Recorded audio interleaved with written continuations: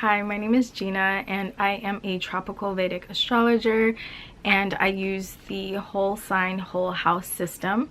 And today we are going to talk about the moon and the different moon signs. Before I discuss the moon signs, I want to quickly go over what is the moon? What is the significance of the moon in our charts? Many people connect to the description of their moon sign more than their sun sign.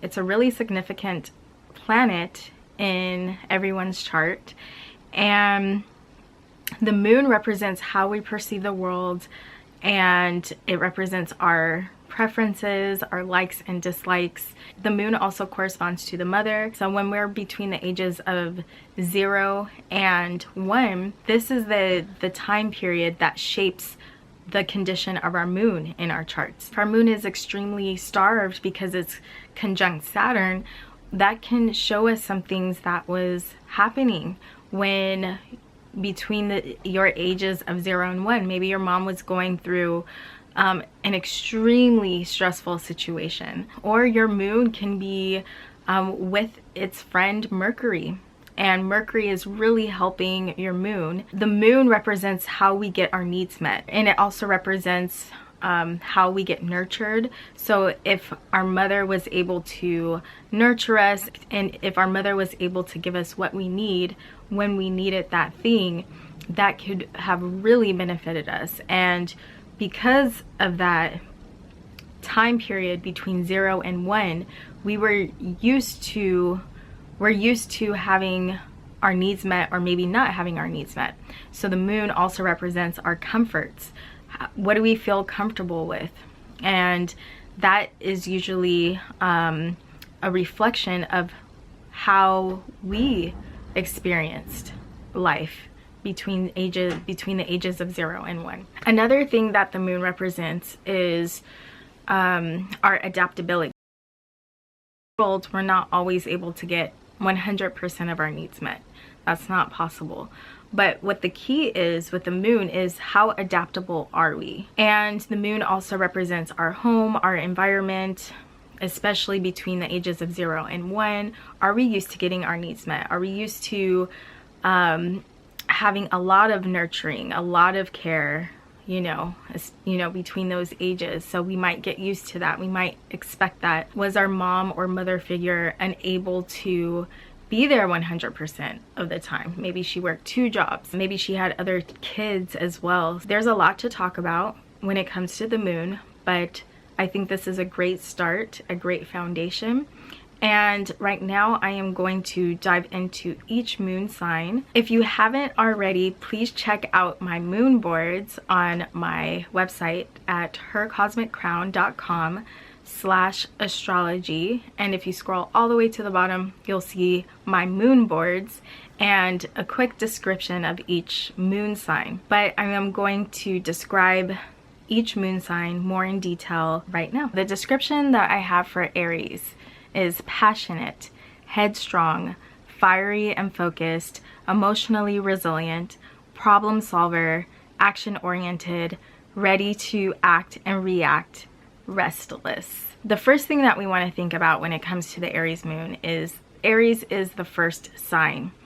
So the first sign has to do with being first, and that's very much an Aries thing. They may have a need to do something first, to be a pioneer, to initiate something, especially when it comes to their actions. And speaking of actions, Aries is very much an action-oriented sign. It's very, head first, diving in head first. And that's why in the middle, I have a person kind of diving in to the water.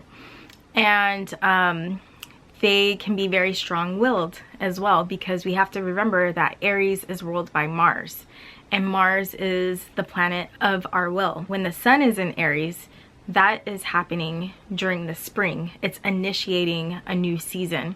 So I have the springtime, even though we're talking about the moon, but Aries itself represents the springtime. It's representing the first bloom. At the top, we see rocky mountains because Aries corresponds to rocky places. And in the back of this rocky place, we have Mars. And Aries is ruled by Mars. And the next thing that I have here in the lower left-hand corner is a man blowing out fire, kind of doing like a fire dance.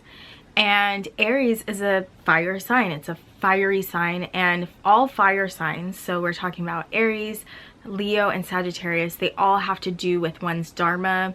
They're independent signs.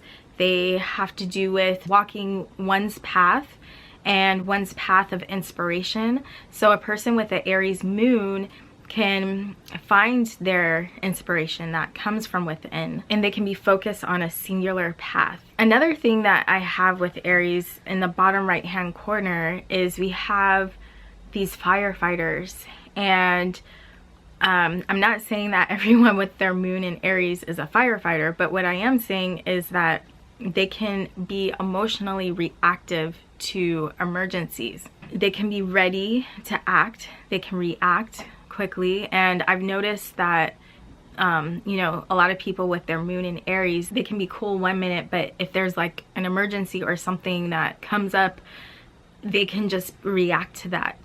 And that's often because they're ready to act. They're ready to react to emergencies, and even if it's not an emergency to most people, they are just ready to react. So sometimes it can go from 0 to 100. The last thing I want to talk about with the Aries moon is another facet to Aries. And according to Gemini, Aries represents 5 rats and cats. And rats were a huge problem in the old days and still are in certain places, especially cities. And we can resolve this problem with rats by getting cats out there so that they can hunt the rats. Having one's moon in Aries can make a person emotionally reactive when it comes to a problem that needs to be fixed. They can be great problem solvers. You'll want them on your team when it's time to take care of something, when it's time to get into action. So they are problem solvers and ready to get out there, especially if they have a good solid Mars. They can really put their will and drive and their focus to solve whatever issue is at hand.